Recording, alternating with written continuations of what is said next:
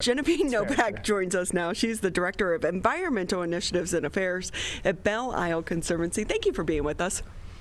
Hi, good morning. Thank you so much for having me. You're like, I didn't anticipate that for a lead-in, right?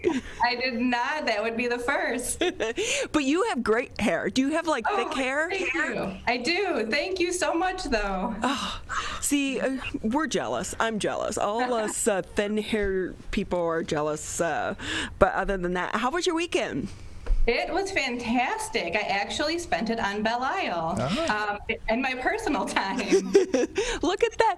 So it was such a nice weekend and the sun was shining. It was still a bit nippy outside, but with the sun, it was nice. But I will say, I went outside to start cleaning up my backyard and, blowing off everything and all that. And I stopped myself because I read an article that said that you shouldn't clear away like like the debris, like the leaves and the little piles and stuff until it's been so many days above 50 degrees because of like the butterflies and everything else that is living underneath in these piles that we may consider debris, but we should hold off. I was surprised by that, but I did my due diligence. Absolutely, yes. That can absolutely be something for the environment to, for the animals and the insects to take part in. So with that though, give us so I know that you guys do so many cleanups. It's springtime. We're going to be focused on cleaning up. How do people help in the effort of Belle Isle? Because we will say it's a beautiful entity that we have in our backyards. It needs to be preserved. And it's not just for Detroit, it's for the entire region. Absolutely. Belle Isle is truly weaved into the tapestry of the life of Detroiters and so many in the state of Michigan and throughout the country. We have over 4 million visitors a year that come to the park, which can have environmental consequences. What we do through our environmental conservation programming, we launched Keep Belle Isle Beautiful back in 2017, which focuses on litter pollution. So Belle Isle is an island on international waters, the Detroit River, which we share with Canada, that is also on a peninsula, the state of Michigan. So we're surrounded by beautiful waterways. And with so many visitors, it just naturally creates an abundance of litter. Whether people dispose of it properly and perhaps windstorms occur, animals get in, or it's not disposed of properly. Litter can fly around until it hits a stopping point, which is our waterways, and then pollute our environment and our waterways. And it goes from our smaller waterways, the Detroit River, to the Great Lakes, to the world's oceans. So the work that we're doing through Keep Belle Isle Beautiful, we really see it as our due diligence, a part of the local efforts to reduce litter on Belle Isle, as well as the more global ocean conservation efforts to keep our waterways free of plastic pollution. So we host cleanups all season long that focus on picking up litter from the park and its waterways. We have kayakers that come out. We have a tremendous support from the kayak community, as well as simply our community and our families that come out and do work on foot. But we start in April with our annual Belle Isle Spring Cleanup, which has been in existence since the 1970s. It started out with a handful of people who lived in the neighborhood coming out to prepare the island for season, and it really is transformed. In 2019, which was our last in-person event, of course, we had 1,500 people that came out that morning to remove litter pollution from the park and its waterways. So we are planning, again, as a part of a larger regional effort, we're planning that to take place on April 24th on Belle Isle, which is a part of the Detroit River Coalition, having a week-long Earth Week event. But going back to Belle Isle, so we start off with spring cleanup, and then we host cleanup throughout the entire season. On Saturdays, the third Saturday of every month, families, friends. Last year, we were truly enamored with the amount of support that we received with people coming out for the first time after lockdown, meeting up with their friends, their family, and participating in this really safe, COVID-friendly outdoor event that allows for social distancing. So we really had some great support last season, and we're looking forward to what that's going to translate into again in 2021. So we host cleanups on the third Saturday of every month at the Belle Isle Aquarium, as well as the second Friday of every month at the Belle Isle Beach. And new this season, we're also launching a Belle Isle Kayak Club that will be taking place twice a month. The Kayak Club is, Belle Isle has really become known recently with so many of the kayakers because of the efforts out there. And it's just incredible as well, the views that you get. Genevieve, if I can ask you, because of last year, we had so many more people outside enjoying our parks and our recreation entities in the outdoors. What was last year like for Belle Isle? Last year, we were so pleased that we could provide an oasis for people to come to, that Belle Isle was a space that people could come and walk and recreate and meet up safely with everyone that they wanted to. But it also meant that there was a tremendous amount of litter. The litter was more than we've seen in the past that I can remember. I've been with the park for over half a decade doing this work, and the litter was quite outrageous. But also, with that said, there were some restrictions as far as state and state employees and what they were able to do due to executive orders. So just a combination of perfect storm of having so many more people coming out, as well as having executive orders that limited the time that we could be in the park doing some of the work that we normally do.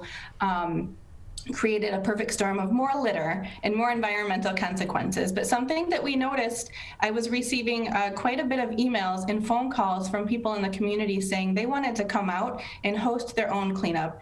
A community group in West Village said, you know, we love Belle Isle, it's our backyard. We want to come out and support the park and bring some of our neighbors and just host our own cleanup. And we noticed that people were really coming out and owning it.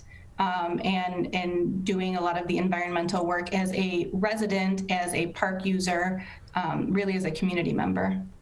Genevieve Nowak with us here on the MegaCast. She's the Director of Environmental Initiatives and Affairs over at Belle Isle Conservancy. I remember way back in the day when I used to work for Fox 2 and would have to do that early morning show. One of the biggest, like, if we were lucky enough to have a little bit of free time, we would go through Belle Isle. If you were to go through Belle Isle on a Monday morning after the weekend, it was so disappointing, the level of trash and litter that you saw left behind. So is there kind of a public service campaign that is also going on to educate people about litter? Absolutely. That is incorporated in Keep Belle Isle Beautiful, an education component where we really discuss the impact that litter has and how we as individuals can prevent it. Things that we can do to reduce our litter, to reduce our environmental footprint, choices we can make every day. So for example, instead of purchasing single-use plastic water bottles and bringing them to the park, we do various education campaigns about using reusable water bottles, and even where we're giving them away to the community. So come out, participate in a cleanup, and you'll get this great reusable water bottle so that you can reduce the amount of plastic pollution that you're bringing out in nature with you. So with that, Genevieve, can you talk a little bit about litter is not only unsightly, but the long-term effects it does have on our environment, but also on the fish and the wildlife there in the park? Absolutely. So anything, like I mentioned earlier, litter blows around until it reaches a point where it stops, which often, especially for an island, is the water. So anything that you see maybe on land or that has made its way outside of the trash can where it might have originally been put, it blows until it hits the Detroit River. And then waterways are all connected, leading to the Great Lakes, leading to the world's oceans. And those pieces of litter, so maybe a plastic bottle cap, it breaks up. I won't say it breaks down. It just breaks up into these smaller pieces of plastic called microplastics. And those are then polluting, the chemicals from them are polluting the water, which then pollutes the aquatic life, as well as being ingested by the aquatic life. So Michigan has great salmon, for example. So the salmon is then ingesting these microplastics, which is getting stored in their tissues. So really anywhere, it ends up on our dinner table. So anywhere you're fishing for salmon, and this is throughout the entire world. This is, not the Great Lakes, it's any of our waterways, microplastics are found in it, in which then make its way into our aquatic life. So then it makes its way onto our dinner tables through the seafood that we eat. But it's also harmful, and it can kill a lot of the aquatic life. Sea turtles, for example, which of course are not in the Detroit River, but the beloved sea turtle eats jellyfish. Plastic bags that we use that really have a lifespan of maybe 12 seconds.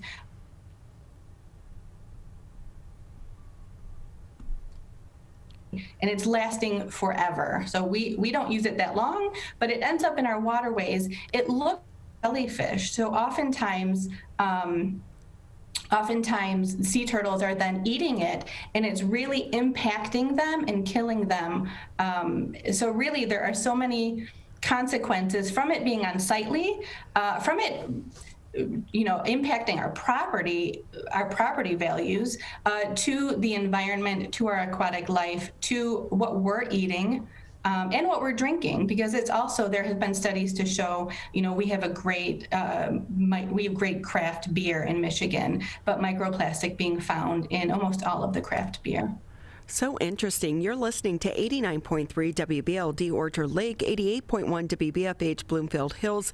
Genevieve, you're making me feel really bad that I forgot my reusable shopping bags yesterday when I went to the grocery store or into Target. And then, you because you put them in your car, then you use them, you take them in your house, and you always forget to put them back in your car to reuse them again, and it just goes into this cycle.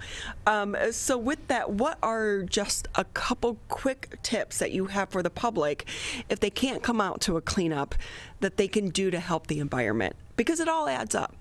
Absolutely. Just cleaning up around your neighborhood, walking around your home, your block, your city. So for example, last year in April, we couldn't host major cleanups. So me and my family went around our neighborhood and picked up litter.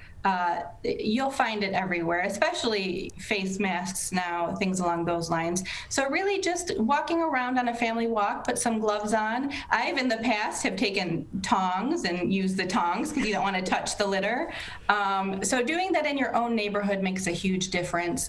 Also everyday choices. So for example, with the reusable bags, because that definitely was a challenge I was having, was leaving them at home or in my car. So I started buying those nets that are, little net bags that stretch pretty good. I keep them in my purse because they compact really nicely. So they're in my purse, and when I get to the grocery store, I just have it with me, ready to use and go, and then I put it back in my purse. So I try to keep things on me to be able to reduce my footprint, because for me personally, I'm with you.